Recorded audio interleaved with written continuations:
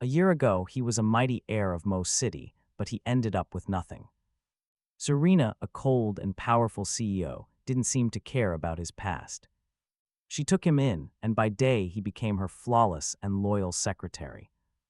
By night, however, he was her personal companion, serving her every desire. He truly believed he would spend the rest of his life by her side. But then another man appeared, and that's when Vincent realized the truth. He was nothing more than a convenient tool for her to use and discard. Day after day, watching them get closer, he knew his time was up. He stood before her, his face a mask of calm. "Boss, here's my resignation." He placed the crisp, clean letter right on her desk. The woman opposite him was cold. Colder than a glacier, she glanced up, her eyes just dripping with mockery. Lucas, the new favorite, stood beside her with wide, innocent eyes. "Vincent, please. Don't do this. Did I somehow cause a misunderstanding between you two?" What an Oscar-worthy performance. This guy was a total professional. He always knew how to play the innocent victim to win Serena over. No wonder she was so happy to keep him around. Serena's voice was pure ice. "Have you thought this through?" He nodded. "If that's all, I'll be leaving now." As Vincent turned to go, he caught a smug flash of victory in Lucas's eyes. It vanished in an instant. "Boss, maybe you should try and explain things." Hearing that, Serena looked up at him. "Vincent is just a pet I keep. Nothing more than a stray dog, and how could a dog ever abandon its master? Don't worry, come here and massage my shoulders." And just like that, Lucas practically wagged his tail, rushing behind her to give a careful massage. Every single move he made just screamed with ulterior motives. After leaving, Vincent drove back to the villa he once shared with Serena. He looked around. Every corner of the house sparked a memory, but she rarely came home lately. It was obvious she was spending all her time with her new favorite toy. Out with the old, in with the new, it was definitely time for him to go. He only packed a few clothes and his tablet, leaving everything else behind. Stepping out of the villa, he gave it one last look, then walked away. He never looked back. The sun was shining brightly that day. The breeze was gentle. Maybe it was the beautiful weather, but his mood felt a little lighter. The moment he left, butler Charles called Serena. Mr. Vincent just came to the villa." He packed his things and left. Hearing this report, Serena just smirked, her face full of disdain. "Got it. He'll be back in a few days." An hour later, Vincent arrived at a luxury apartment in downtown Mo City. He had been secretly investing in stocks for a very long time now. And over the years, he'd acquired this apartment, 19 storefronts and company shares. Oh, and a casual $5 billion just sitting in his savings account. Since he usually lived with Serena, he'd never even visited this apartment. As the elevator doors opened, he stepped out and immediately saw someone. A familiar face, Vivian Knight, the chairman of a giant investment group. She and Vincent were old rivals. They had clashed more than a dozen times on the corporate battlefield, so they knew each other well. Vivian stared at him, completely bewildered, then pointed at the door.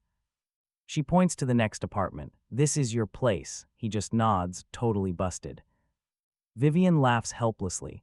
"I forgot my keys," she explains. Her secretary is fetching them. "But the spare's at the office, so it's going to be at least an hour." So she asks if she can wait inside his place, bold, considering their corporate enemies. But they were neighbors now, and he'd resigned. He no longer had any conflict of interest with Vivian Knight, so he let her in and poured a drink. "Here you go, Miss Knight." Vivian took the glass, her eyes fixed on him. She scanned him with a calculating look. "Word is you resigned from your post." From CS, Serena's company. He looked up, surprised. News travels fast.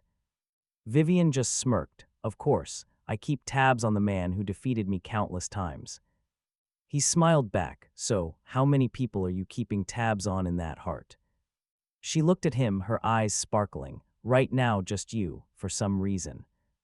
The atmosphere suddenly felt a little flirty. "I'm honored," he replied.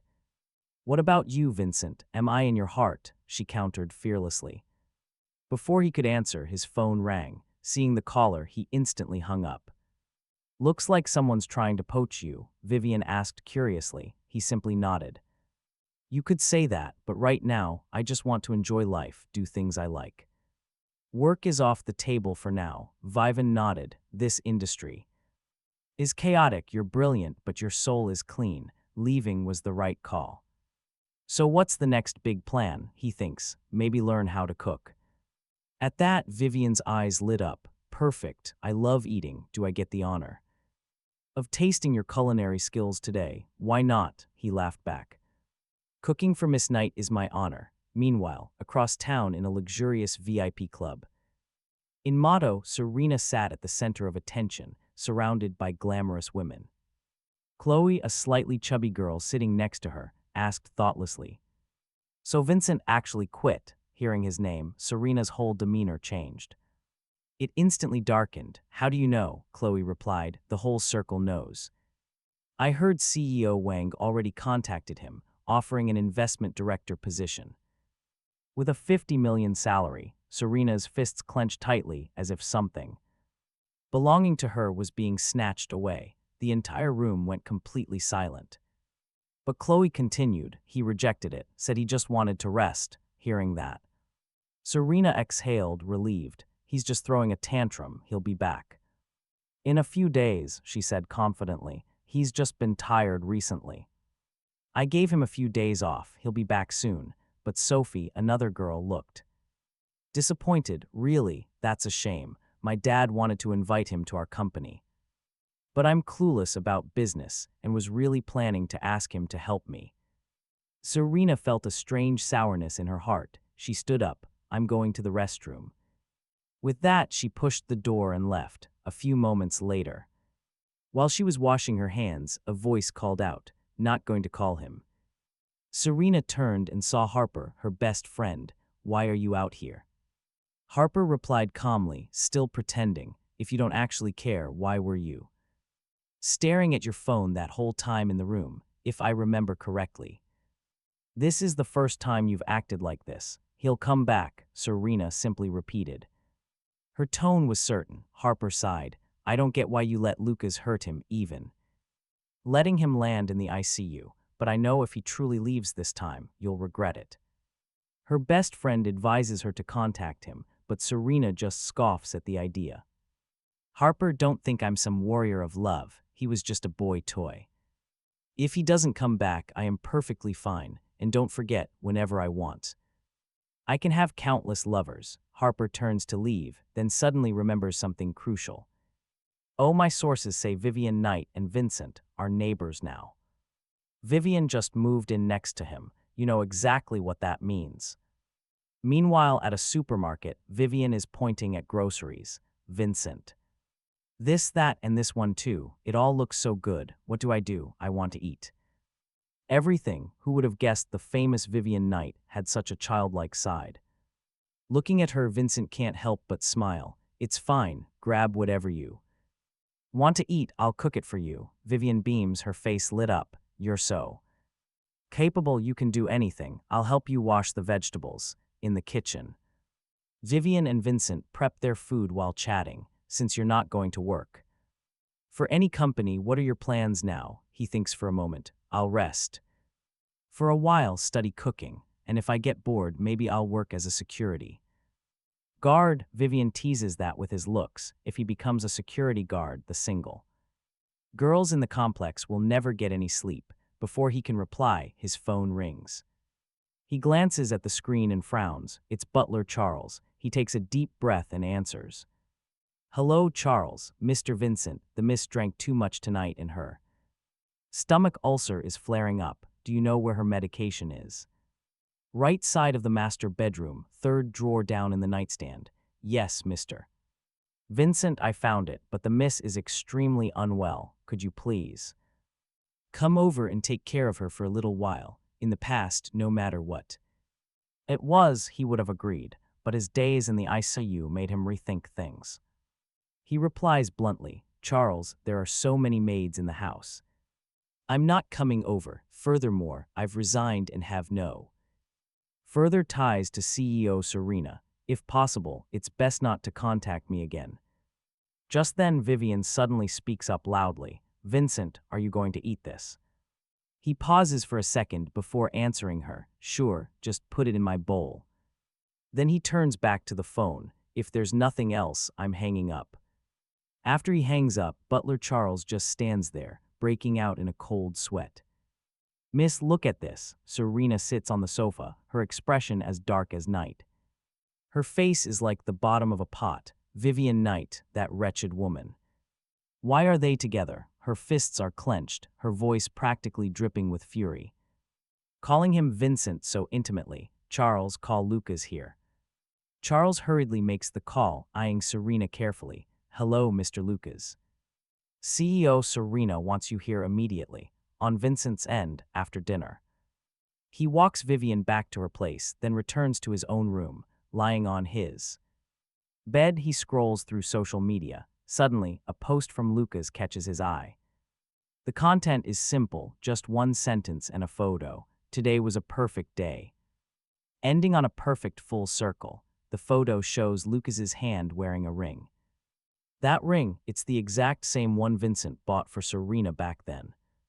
She didn't want anyone in the company to know about their relationship, so she never wore it, but now it appears as a silent declaration. Vincent shakes his head, telling himself to stop thinking about it, let her walk her own bright path. He'd walk his own path now. The debt he owed her was paid when he nearly died in the ICU. At that very moment, Serena was on the phone with her friend Harper. Harper couldn't believe it. That ring was the first gift Vincent ever gave her, wasn't it? And she just gave it away to Lucas, letting him show it off in public. Harper's voice was full of shock, but Serena sounded completely unfazed. It's just a ring, what's the big deal? If he likes it, then he can have it. How could she, one of the sharpest people in business, be so blind? Harper sighed, utterly helpless, and simply hung up the phone. After the call, Serena stepped onto the balcony, gazing down at the city traffic. This city was enormous, so big that if one person made no effort, two people might just never cross paths again. It had been so long. No news, no meetings. In 8 years, this was the first time. Pushing open her bedroom door, she stared at the familiar room. She used to think it was nothing special, but now it suddenly felt warm. Serena sat on the bed, her eyes fixed on her phone, hesitating for a moment. Finally, she dialed his number. Her voice was ice. Come over and take your trash away. Seeing the call from Serena, Vincent was honestly a little surprised. Trash? A smirk crossed his face. CEO Serena, those things have nothing to do with me. You can dispose of them however you like. Hearing this, Serena gripped her phone. Vincent, haven't you thrown enough of a tantrum? She shot back. The trash isn't worth mentioning. Just throw it away. As for the disposal fee, my salary for this month probably hasn't been paid. Just consider it covered by that. And with that, he hung up. The next morning, Vincent woke up early for his jog as usual. The park was quiet and fresh, with only a few seniors getting their exercise. Jogging helped him focus, forgetting the troubles of work and life. It was his way of completely relaxing. When he got home, he bumped into Vivian. She had just woken up. What do you want to eat? I'll cook. 15 minutes later, 2 bowls of tomato egg noodles were sitting on the table. Vivian suddenly spoke. Wait, don't eat yet. Let me post this on social media first. She took a picture of the 2 bowls of noodles, deliberately getting his fingers in the frame. At that exact same time, back in the villa, Serena's face was terrifyingly dark. Why is this dish so salty? The maids trembled, but deep down they knew. It wasn't the food that was too salty. The problem was the cook. The person who cooked it wasn't him. No one dared to speak. They all just lowered their heads. Miss, we will remake it immediately, Charles carefully suggested. Let's just eat it, Serena said, picking up her chopsticks and then her phone. She started scrolling through her feed, and when she saw Vivian's post, her expression froze. Even though the photo didn't show a face, she recognized those hands immediately. She checked the post time, 7:40 a.m. Serena clenched her fists tightly. Were they together since last night? At the thought, she abruptly slammed her chopsticks down and stormed out of the villa. Meanwhile, Vivian and Vincent finished eating. She stood up, smiling. "I'll wash the dishes." He replied playfully, "You worked hard today. So, how are you going to reward me?" Vivian thought about it seriously. "How about I pay you with my body?" He burst out laughing. "Good grief, if your company." Employees knew their stunning female CEO was chasing after me. Their hearts would break. The tension snapped. "I'll pay with my body," she declared, blowing him a flying kiss. She then hustled the bowls to the kitchen, scared he would change his mind. Watching her go, a sudden wave of insecurity washed over him. No matter his success, his past as Serena's lover was still a shadow he couldn't escape. A part of him that could never be made public. He walked to the kitchen door. "Vivian, what's wrong?" She turned to face him. "I know what you're thinking," he said, "but you know my past with Serena. You don't have to treat me like this, a terrible guy like me." Vivian stopped what she was doing, her gaze turning soft. "Why do you think you're terrible for being a lover? Serena was not married. You weren't a third party ruining someone's home. You weren't a lover, you were in a relationship. Looking at it that way, you are an incredibly loyal person. Why call that terrible? You are the most wonderful man in this world." She then stepped right up to him. "Next time you reject me, just say we aren't compatible. Don't say you're a terrible guy. Understand?" He looked at Vivian, her eyes just overflowing with sincerity, which warmed his heart. "Thank you." This thanks came straight from his soul. She helped him realize something huge. He didn't need to feel inferior anymore. "Silly," Vivian smiled. "Since that's cleared up, I'm done making any excuses. Starting today, I am moving in to live with you. If I want to pursue you, we need time together, right?" She stared, her eyes full of hope. He simply nodded. All right, he had decided to let go of his past, and trying a new relationship wasn't a bad thing. The next day, Vivian had to work. She left a little after 8. He stayed home, playing with her dog Pisson. Having a companion really didn't feel bad. But just then, a knock at the door. He figured Vivian forgot something and opened it. But unexpectedly, the person standing there was Serena. "CEO Serena, why are you here?" He was stunned. Serena's eyes were so cold, they made him deeply uncomfortable. "Why am I not allowed to come?" She sneered, "Afraid I'll see Vivian Knight." His heart clenched, his expression hardening. "Serena, what are you saying?" She mocked him. "Why did you resign?" "Oh, right, you found someone new. Got bored playing my boy toy after all this time. Now you're off to be Vivian's boy toy. When you get bored of her, are you planning to find a rich 60-year-old grandma?" He frowned, his voice like ice. "CEO Serena, that is enough." She smirked, looking at the dog Pisson beside him. "Even keeping a dog here. I guess you two are already living together." She pulled a credit card from her purse and threw it on his table. "Here's 100 million, a little tip for your services." Humiliation crashed over him like a tidal wave. He couldn't hold back. He swung his hand, slapping her clean across the face. "CEO Serena, you've gone too far. You did me one favor, but for the past 8 years, I gave everything to your company. The profit I made for you is at least $1 trillion. What's more, in the ICU, I nearly died for you. The debts I owed are paid. Now I just want a clean break, nothing more to do with you. Let's be decent about this." Serena slowly raised a hand to her stinging cheek, her eyes locked on him. "Vincent, do you know, no one in this world has ever dared hit me. You are the first," and with that she turned and left. Watching her go, his heart felt heavy. She thought the breakup would be clean. She never expected it to get this heavy.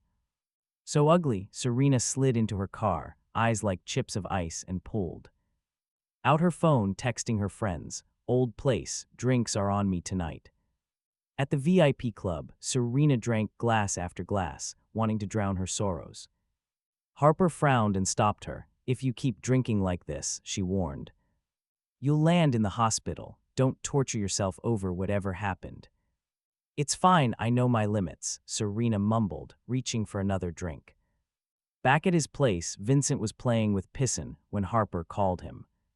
"Serena's drinking nonstop. If she keeps this up, something awful will happen. Can you please come? Harper begged. Vincent paused, clearly annoyed by the call.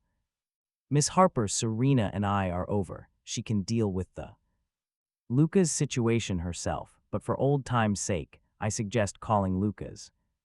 He'll handle it, and with that he hung up, back at the club. Serena's mood just kept sinking. Harper sighed, drink up, maybe after. Drinking, you'll feel better. Her friends could only watch her drink. They were all shocked. Seeing the red mark on her cheek confirmed their fears. Something bad happened. Enough, Harper stood, snatching the glass right out of her hand. You want to drink yourself to death, she demanded, full of blame. I just want to get drunk, what's wrong with that? Serena glared angrily. At least tell me what's going on. Serena just scoffed coldly. Vincent and Vivian are living together. Her voice was pure fury. It's ridiculous. A man who was my secretary. For years I built him up, gave him the life he has, and now he's with my worst enemy. Why? Everyone was stunned. Vincent and Vivian. Impossible. They all just stared at each other. No one knew what to say. Serena lowered her head, voice barely audible. This slap, Vincent gave it to me, and I deserved it. I forgot he has pride. She sighed, eyes hazy, and grabbed the whole bottle. Now he probably sees me as the most hateful person. Right then, her phone started ringing. It was Luca's. She answered, hearing him sobbing. Boss, I'm so sorry. I caused a disaster. Before he could finish, he was bawling. What is it? Serena demanded coldly. I put a comma in the wrong place on the contract. Then CEO Wang yelled at me. I yelled back, Lucas said. While sniffling, Serena looked utterly exhausted. A comma error shows incompetence, and he's crying over his own mistake. Plus, he dared argue with a client. Complete idiocy. Serena took a deep, slow breath, suppressing her rage, and said coldly, hand the phone to the person next. To you. Lucas passed the phone, that smug smile returning to his face. Boss, CEO Wang here is furious. He feels like we have no respect for them. This partnership might be over, the voice on the other end warned. He said, cancel it then, Serena stated, completely indifferent. But this is a long-term partnership. We can't just drop it like this, the man pleaded. Let it be, cancel it. Serena hung up instantly. Lucas watched this all. Saw it all. His smug look was now obvious. When Vincent heard the news, he just rolled his eyes. Were they all insane, just because Lucas messed up? They cancel a massive contract, since he'd already left model company. He knew worrying was useless. A glance at the clock showed it was almost noon. He texted Vivian, asking if she was coming home for lunch. In less than a minute, she replied. Missing me already, she teased. If you miss me, just say it. He couldn't help but laugh. His mood suddenly felt much lighter. So you want me to miss you or not? Of course I do, Vivian shot back bluntly. But today, I'm missing someone too. He smiled, a wave of happiness washing over him. Well then, I'll just have to force myself to miss you a little bit. He offered her another chance to say it. Say it nicely, Vivian sent back, along with an angry, pouting emoji. Her playfulness made him laugh again. I miss you, he replied simply. Hey, that's more like it, she quickly texted. When I get home, make me something delicious for lunch. Whatever you want, he replied. Okay, then just make whatever. On the other side of town, after hanging up a company phone, Serena just kept on drinking. Harper watched her friend and sighed. She could only hope Serena wouldn't regret this decision down the line. Just then, Serena's phone began to ring. She frowned at the caller ID. It was her father. She answered, her voice softening slightly. Yes, I know. And then she hung up. What's wrong? Harper asked, seeing the look on her face. My dad wants me to go home for a bit. The relationship between Serena and her father had always been strained. Her parents built their company from the ground up together. But her mother later chose to become a homemaker to care for Serena, while her father started having an affair. When it all came out, her mother had a fatal heart attack. Serena was only 14 then. Since that day, she and her father were like fire and water. arguing every single time they met. "Should I come with you?" Harper offered. "No, it's fine." "I can go alone," Serena said, leaving the room. 3 hours later, her car pulled up to a suburban villa, the house she'd lived in until she was 18. Every single time she came back here, she felt a wave of disgust tied to the memory of her mother's death. "Miss Serena, are you all right?" the driver asked. "I'm fine," she replied faintly, more to herself than to him. She walked into the living room where her father was sitting on the sofa. Even in his 50s, he still carried an elegant air about him. "Why did you call me back?" Serena asked coldly. "Drinking all day, what has become of you?" Her father frowned disapprovingly. She cut through the tension. "That's none of your business. If you have something to say, say it. Otherwise, I'm leaving. What's going on between you and Vincent?" "Why did he resign?" Her father got straight to the point. "What do you think?" "He just didn't want to work for me anymore." Serena answered, her voice sharp with bitterness and a flash of regret in her heart. "And what about Lucas?" "He's my lover," Serena stated flatly, "just like Vincent was my lover."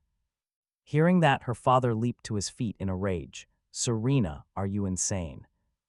Because of a lover, you let a key employee walk away. You threw away an opportunity to expand the company. Where is your ambition, your decisiveness?" Serena just sneered, her eyes filled with pure contempt. "What right do you have to criticize me? Do you even have that right? My mother died because of your affairs. Even in death, she couldn't rest in peace, so you have absolutely no right to judge me. If there's nothing else, I'm leaving." As he watched her walk away, her father let out a long sigh. "I know I was a terrible father. I don't expect you to forgive me." Serena was reminded that Vincent was truly sincere, that he had been with her for years. He was definitely in her heart too. She just needed to face her own failings. She was warned not to make a mistake she would regret for a lifetime. The advice was simple: let Lucas go and bring Vincent back. "My business, don't interfere," she said faintly, then she just left the villa. Meanwhile, Vincent and Vivian were at the dining table, enjoying a simple lunch. Vivian was eating with such gusto, he just had to tease her. He joked, asking if she was really the wealthy Vivian Knight he knew. "I'm providing you with emotional value," Vivian laughed, quoting the internet. "Praise your boyfriend a lot, and your boyfriend will do anything for you." Vincent just smiled, offering her some sea cucumber. "Then eat more, thanks." Vivian smiled as she took it. "Why aren't you eating?" she asked him. He explained he hadn't exercised much and wasn't that hungry. "I thought you'd say I'm as beautiful as the food." He laughed gently. "That's also true." "So do you want to eat or not?" Vivian teased mischievously. He simply nodded. "I want to, and I'm ready." Later, Vivian changed into a stunning black dress. She looked even more alluring and sent him a picture. He swallowed hard. His heart was beating fast. "Beautiful," he replied with that single, shy word. Seeing it, Vivian's cheeks flushed slightly, at the same time elsewhere. At a high-end restaurant in Motto, Lucas was talking business with a friend. His friend pitched a stock, guaranteed to make money, $100 million investment. And in days, it'll turn into $1 billion. It was a chance to strike it rich. Lucas's eyes filled with greed, but he admitted, "I don't have the money." Easy. His friend reminded him of his high rank at the company. Taking some money is easy. Make a huge profit, then secretly return it. Nobody would ever know. Hearing this, Lucas clenched his fists. He made his choice. All right, let's do it. But Vincent knew nothing of their schemes, nor did he care. He was with Vivian. They were at another fancy restaurant, a place packed with the city's elite. Laughter and the chatter of high society filled the air, not a frayed aisle. "Drain your wallet," Vivian teased, shooting him a meaningful look from the menu. "If I go broke, you can support me," he replied casually, which made her pause. Vivian froze for a second, then her eyes absolutely lit up. "What did you just say?" From her expression, he knew she heard it, but she was pretending to be dense. He just smiled and said nothing. "No, you said it." Vivian's smile was radiant. Leaning in close, she begged, "Say it one more time, big brother, please." Her voice was soft, Not many men could resist a cold CEO acting this cute. He gave in. I said, I'll support you. Vivian smiled, completely triumphant. Like a cat that got the canary, don't you forget that you said that. He put the menu down, looking around the familiar restaurant. He'd come here with Serena. But this was nothing like before. Back then, he always wore a suit and sat perfectly straight. All because she demanded he maintain her dignity, as he was lost in thought. His leg was lightly touched by something. Looking down, he saw Vivian's long legs. Wrapped in black stockings, they were gently rubbing against his. She looked at him. Her eyes were pure silk. He silently marveled. This woman, definitely a demon. Just a moment ago, she was a cute kitten, now a mesmerizing fox. He was just remembering a few things, he said, but before he could finish, the restaurant doors swung open. In walked Serena and Harper. He frowned just slightly. Vivan noticed his mood shift and immediately turned to look. Serena's face instantly turned to ice. Harper frowned. Serena, maybe we should go somewhere else. No need, Serena shook her head. If they can be here, so can we. She then marched right to their table. Serena, what a coincidence. Vincent put down his silverware, looking at her with total calm. Indeed. A coincidence, Serena sneered, her voice absolutely cold as she stared him down. Is there something you need? Nothing, she shot back, her voice distant, just admiring how good Miss Knight is at seizing her opportunities. It's just a little shameless. The air instantly crackled with tension. Harper gently pulled her arm, telling her to stop, but Serena ignored him completely. Do you need me to hand over my position to you, too? Vivan shot back with a cold laugh. You mean Lucas? No thanks, I'm loyal. I only like the person I like. Vincent is all I need for my entire life. I only need him.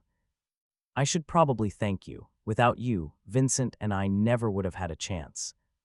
Serena's face twisted into an ugly expression. She stared at him, her voice low. Are you two really together? All eyes were suddenly fixed on him. He let a small smirk form, nodding slowly. You could say that. Vivan immediately beamed with triumph. Across from them, Serena clenched her fists and finally spat out, good. Very good, don't regret it. Regret, he smirked. Probably not. Serena gave him one last deep glare, then turned and stalked to another table. Harper just sighed and followed her. Why do you look so happy? Vincent asked Vivan with a teasing tone. Because you just admitted we are together. She smiled, her eyes absolutely sparkling. Silly, he shook his head, laughing. Come on, eat. At another table, Serena watched them laugh and talk, her heart filled with pure bitterness. The gentleness he once reserved, only for her now, belonged to another. I'm full, she stood and stormed out. Harper quickly chased after her. Serena, you actually love him, don't you? Serena paused, lost deep in thought. I don't know what love is. I just know that right now my heart hurts a lot. Leaving the restaurant, Vincent naturally grabbed Vivan's bag and then simply held out his hand. She froze, well. As a couple, holding hands isn't asking too much, right? Vivan smiled softly, taking his hand. Her hand was cool but soft. A gentle breeze blew past. She suddenly looked right at him.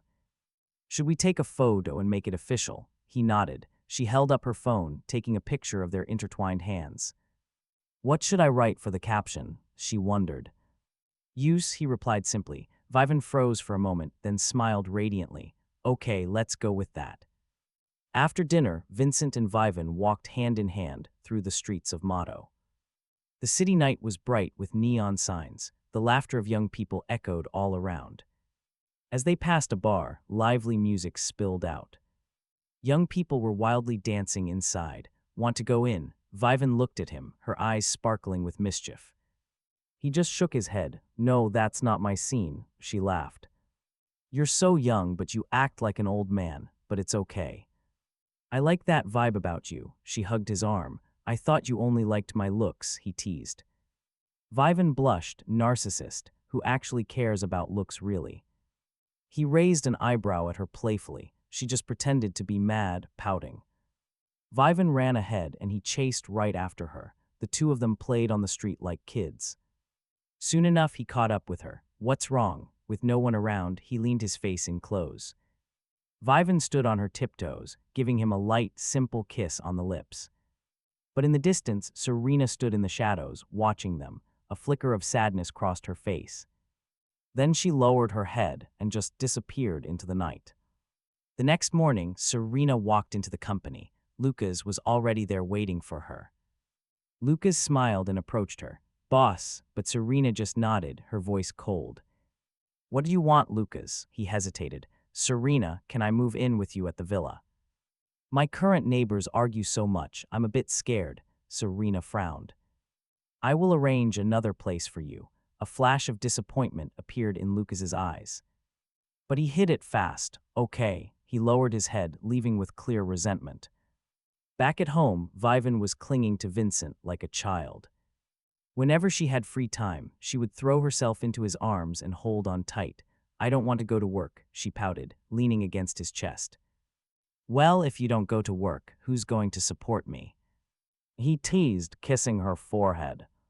"Now I finally understand why ancient kings were so obsessed with beauty." Vivian looked up at him, her eyes sparkling with pure infatuation.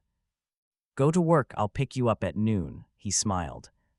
"Really?" Vivan's eyes completely lit up. "That's so great," Vincent just nodded. Then she said, "When the time comes, I want 3 kisses. No, 5 French kisses."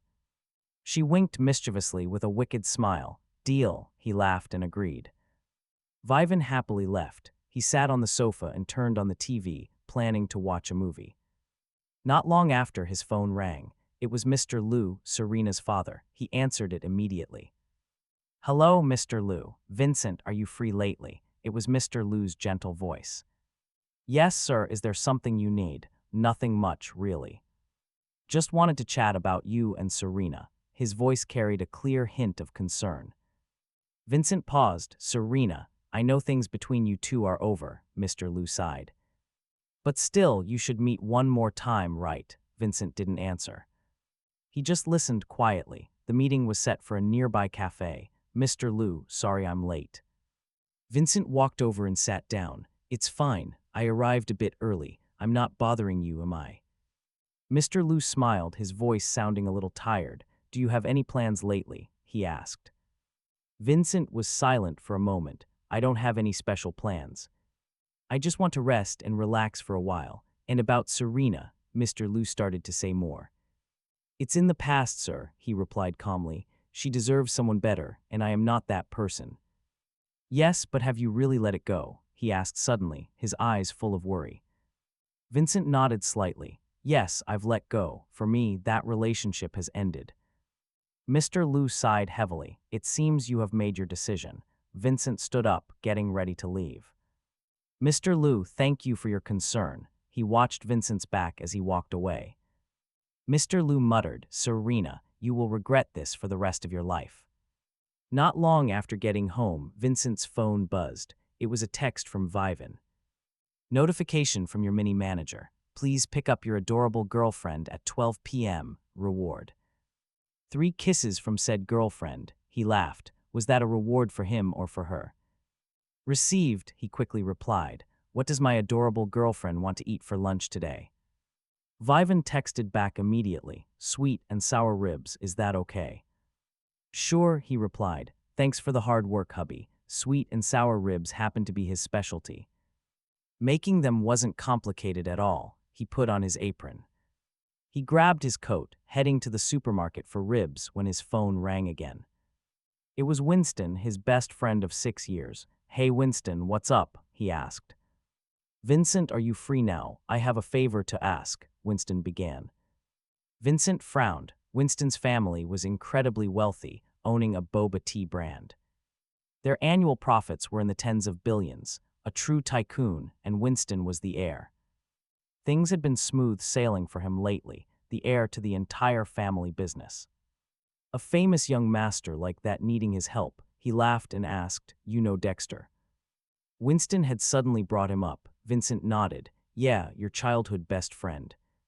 Last time you introduced him, he was at a game company. I heard the game is launching soon." "Exactly," Winston confirmed. "The game is finished, but now they lack Funds for marketing, he asked me, but my family won't give me more capital, so.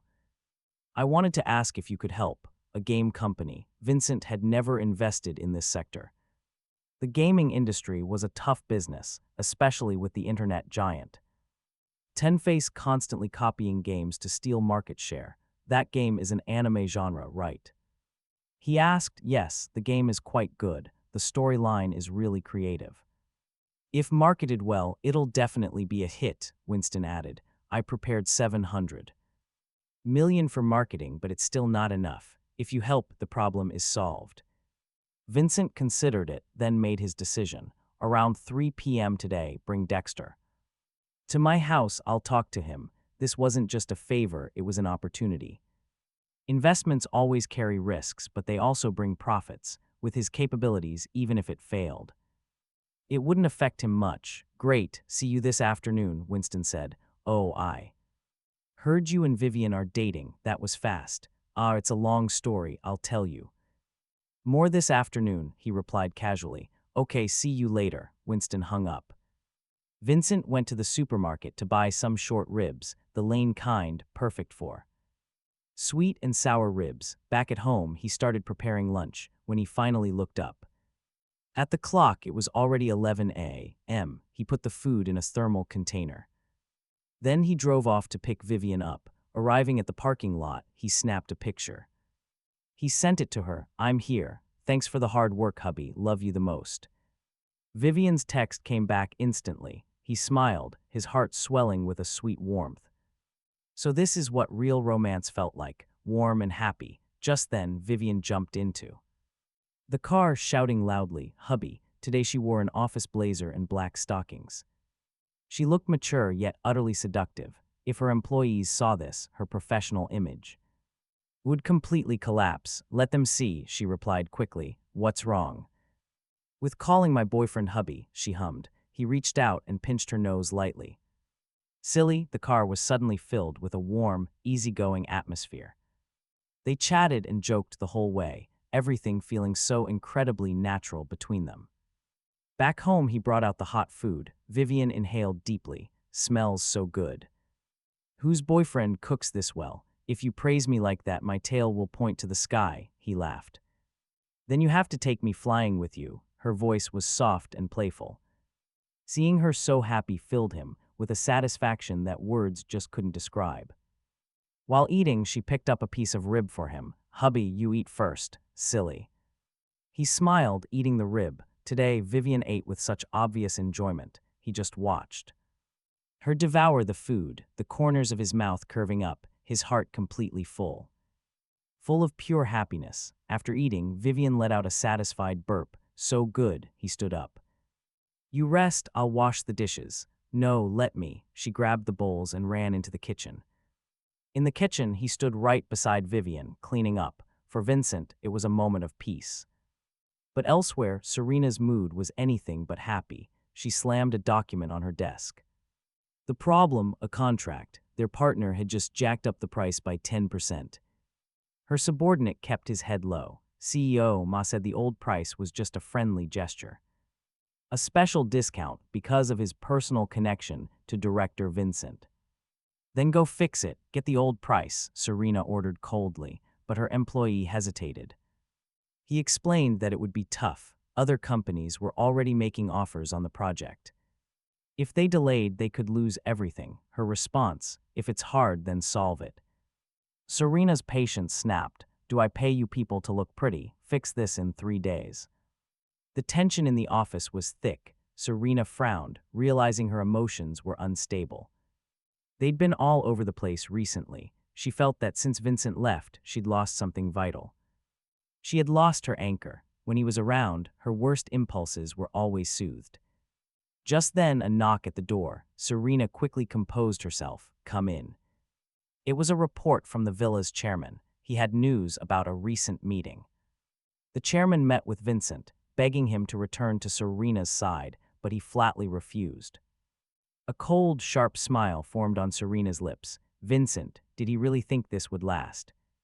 That he and Vivian could stay together forever? She gave a chilling order. Keep a close watch. Follow Vincent's every move. wait for the Knight family to intervene and tear them apart. When they do, my chance will come. Later that afternoon, back home, a knock on the door. It had to be Winston and Dexter. Vivian opened it to find a man who looked completely exhausted. It was Dexter, looking like he hadn't slept for days, all thanks to his game project.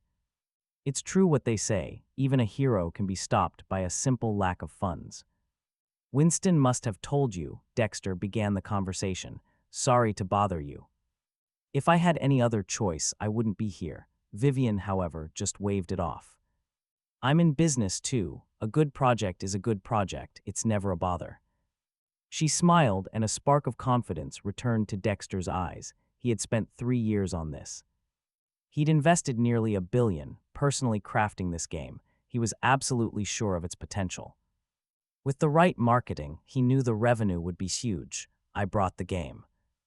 Dexter opened his laptop, and the game's visuals were immediately stunning. Even though it was a combat game, the scenery was designed with incredible artistic detail.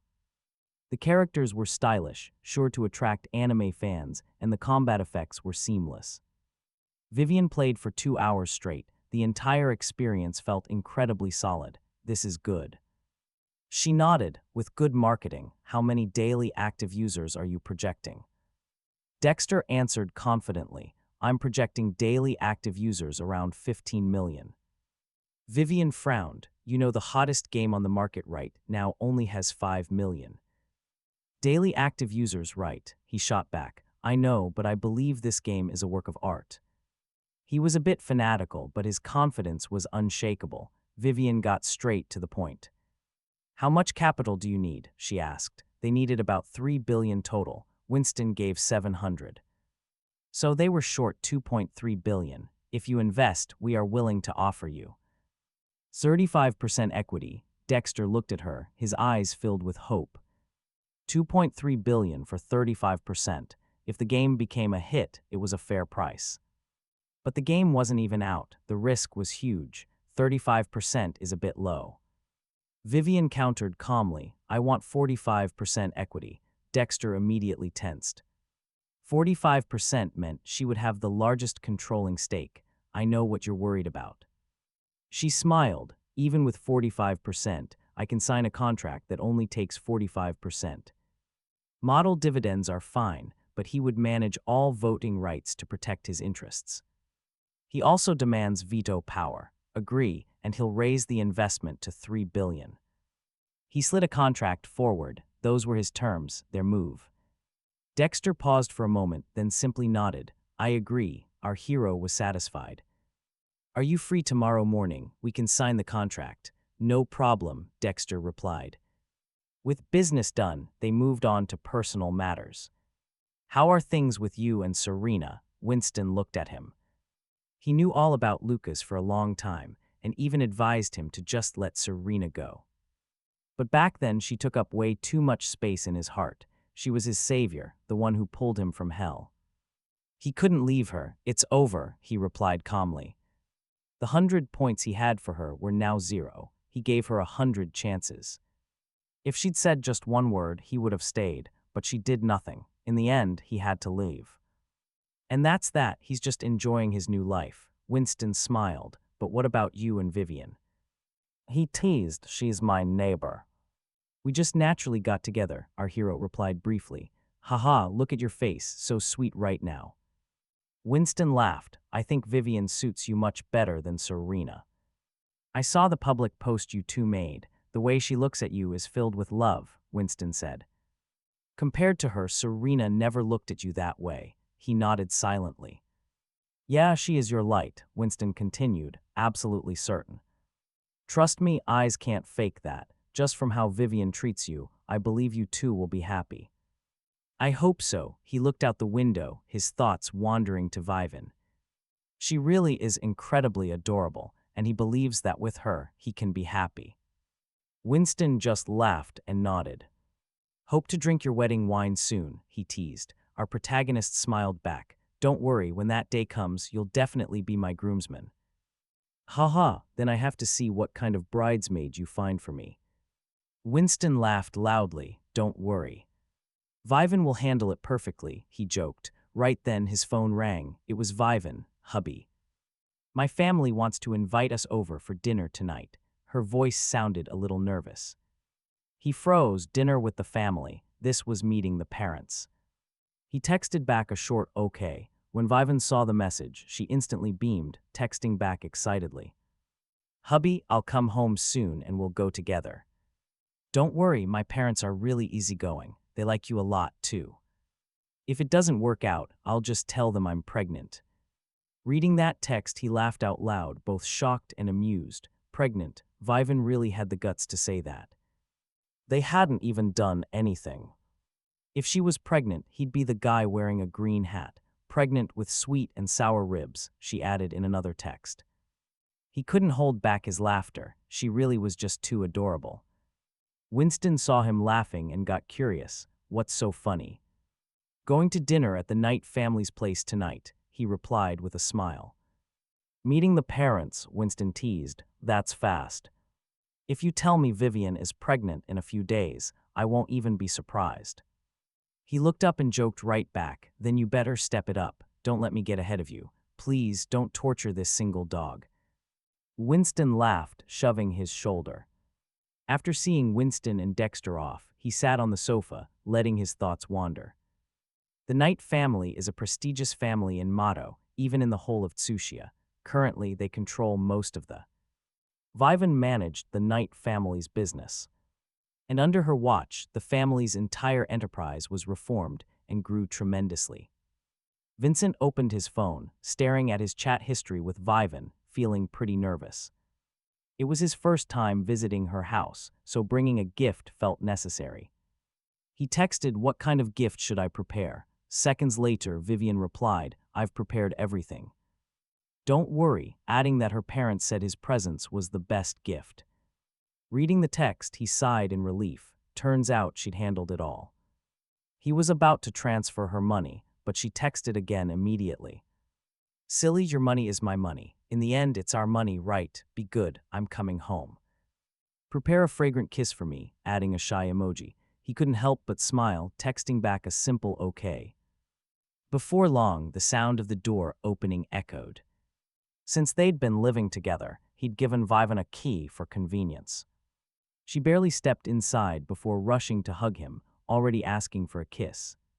He glanced at the door, still wide open, but she just said it was fine. This floor only had their 2 apartments. With that, she stood on her tiptoes and kissed him. A few minutes later, she whispered how comfortable it was. He smiled, finding it funny. You've wanted to kiss me since the office, right? She replied softly, I wish you knew how to teleport. You'd appear the moment I wanted a kiss. He froze for a second before bursting into laughter. Am I that mesmerizing? Do you want to keep kissing until my lips look like sausages by the time we get to your house? Vivian blushed at his teasing. You really are a pervert, she winked, playfully begging him. Give it to me, okay? Looking at that adorable face, he couldn't help but agree. Even with his heart fluttering, they still had to go to the Knight family estate tonight. They quickly got changed. For this official meeting, he wore a sharp suit. So handsome, Vivian's eyes were shining as she looked at him. From now on, I won't let you go out. What if someone steals you away? He just smiled and patted her head. Don't worry, I'm only yours. Who could steal me? She smiled brightly. Anyone who dares try, I'll drown them in the sea. Hearing that, he just laughed. Once ready, they headed downstairs. He asked what she bought. My dad likes antiques, so I bought a few pieces. And for my mom, I bought a designer bag. That should be enough. He felt a bit helpless. Almost as if he was a kept man. The Knight family villa sat in the suburbs, built in a traditional, elegant Jiangnan courtyard style that was full of charm. The car stopped right at the gate, where a servant was already waiting. Please come in, Vivan nodded, handed over the gifts, then wrapped her arm around his as they walked inside. At that exact same time, Serena got word. Yes, Miss, our people reported that around 4 p.m. Mr. Vincent and Miss Vivian returned to the Knight estate. Serena was stunned. Going home, is that? Meeting the parents, her voice trembled, revealing a clear hint of panic. Verify it again. Yes, it is true, miss. The servant bowed his head, unsure what else to say. Keep a close watch on them. When they come out, report to me immediately. Serena gritted her teeth, her anger and insecurity flaring up. A few minutes later, she was already asking again, have they come out yet? Miss, Mr. Vincent has not come out yet, the servant replied ever so softly. She couldn't sit still, pacing to the window, her eyes were lost in thought. What are they going to talk about tonight? Meanwhile, dinner at the Knight family estate was finally coming to an end. Mr. Knight, having had a bit too much, retired to his room to rest. He lay in the guest room still sober, but one more drink and he'd be out. He was about to put his phone down and get some rest when suddenly, it rang. Hubby opened the door. It was Vivian's voice. He froze. Vivian was here. She just returned to the estate and had already run over. He quickly opened the door and saw her standing right there. Her cheeks were flushed as she shyly avoided his gaze. The moment she saw him, she slipped inside, worried someone might spot her. Not afraid of being seen, he teased. She blushed and hit him lightly. It's all your fault. If it wasn't for you, I wouldn't be doing this. He just smiled, looking at her outstretched hand, and gently scooped her up bridal style, placing her on the bed. The lingering scent of alcohol still clung to him. Vivian nestled into his chest, whispering, so happy. This happy, so very, very happy. She smiled, burying her face right into his chest. From now on, it has to be like this every day, he whispered back. She looked up, her eyes sparkling. Definitely, the moment was sweet. He suddenly smiled wickedly, lowering his voice. But don't you think this little rendezvous makes you seem a bit like a mistress? Vivian froze. Then her face turned beet red like a ripe apple. She glared at him. Pervert, she said, pretending to be angry. Don't worry, my husband isn't home tonight. I'm all yours. But after saying that, she immediately felt embarrassed. Her eyes filled with shyness. She pushed him down gently, lying on top of him like a kitten, nestling into his arms. He hugged her waist and whispered, I have something to tell you. What is it? She pressed her ear to his chest, listening to his heartbeat, her eyes lazy but completely satisfied. I plan to invest in a game company. The contract gets signed tomorrow. She looked up at him. That's great. Are you short on money? My private account still has over 100 billion. He raised an eyebrow, a true queen. I don't need money. I have enough. I'm just reporting in, since you're my wife now. The word wife made her eyes light up. She pulled his shirt, acting cute. Say it again. Say what? He deliberately teased. You know what? She pouted, her eyes flashing with playfulness. Wife, he obliged. She smiled wide like a full moon, kissing his cheek triumphantly. You thought that was it. He pretended to be disappointed. I thought I'd get 2 kisses, but I only got 1. She blushed and punched him lightly.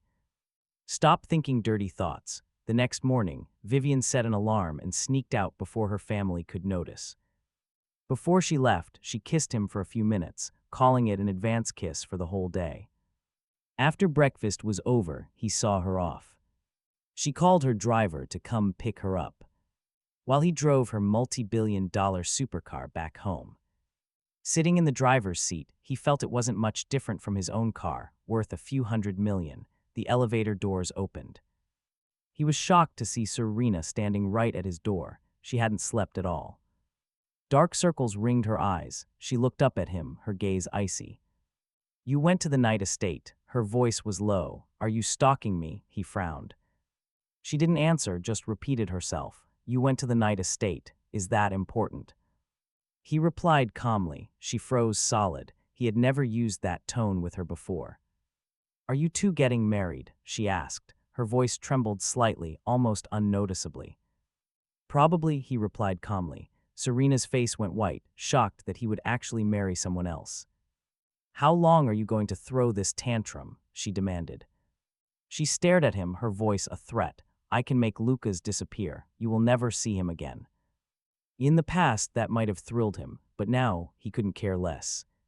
Serena, we are over, he said calmly. No, maybe we never even started. Her lips trembled, ghostly white. In her eyes, he was always the secret she couldn't show the world. Everything she gave Lucas was once all he ever craved. But now he didn't need it. He turned to go, but Serena's voice stopped him. What I gave him I can give to you too, just come back. Her voice was now practically begging. He stopped, turning his head just slightly. No need, we can't go back. His voice was ice. Still calm, from the day he decided to leave, that door had closed forever. No one waits forever, Serena. I thank you for pulling me out of the abyss once. Over the years, my loyalty was enough to repay that debt. From now on, we go our separate ways. She suddenly hugged him from behind, desperate. Come back, I will. Pretend the thing between you and Vivian never happened. I'll fire Lucas, make our relationship public. We'll have a wedding, have kids, just come back, I'll give you everything. But he just peeled her hands off. Sorry, I don't need it, leave. Let our story have an end. He opened the door and walked straight inside. Looking at it close, Serena smiled bitterly. Vincent, do you really think you can just leave me? You and Vivian will never get married. And as Serena left, Dexter arrived. Director Vincent, here is the contract. Please review it, he said, handing him the folder. Vincent flipped through it, found no problems, and placed the contract on the table. Have you thought this through? If this game succeeds, almost half the profit is mine. Don't feel it's unfair. If you change your mind now, there's still time. He looked at him, but Dexter shook his head, his voice firm. No, without your investment, this company and this game would have already collapsed. You put in a huge amount of money. You deserve a huge profit. If I didn't understand this principle, you never would have invested. Vincent nodded, signing the contract without hesitation. With the final stroke of the pen, the investment was officially sealed. I will transfer the money to you this afternoon. He closed the contract. Then he looked up at Dexter. When do you plan to start the marketing campaign? Tomorrow. Dexter just smiled, his eyes full of confidence. That fast, yes. The game is finished. We were just lacking the final piece. Now the final piece is here. We won't delay a second longer. Vincent nodded, satisfied. I hope you bring back results that meet my expectations. Dexter smiled confidently and replied, I won't let you down. The two men looked at each other and smiled. Nothing more was needed. After the signing, Dexter left. At the exact same time, Serena returned to her own company. As she entered the office, Lucas rushed over to her, his face full of fake charm. He was about to say something, but Serena acted as if he was totally invisible. She pushed open the door to the chairman's office and walked straight on in. Lucas was left standing there awkwardly before slinking back to his desk. Serena, however, was still thinking about what had just happened. A strange fear rose in her heart. For the very first time, she felt as if the most important person in her entire life had just walked away, leaving her feeling incredibly empty. Right then, a knock sounded. An employee walked inside. Boss, we just received news yesterday.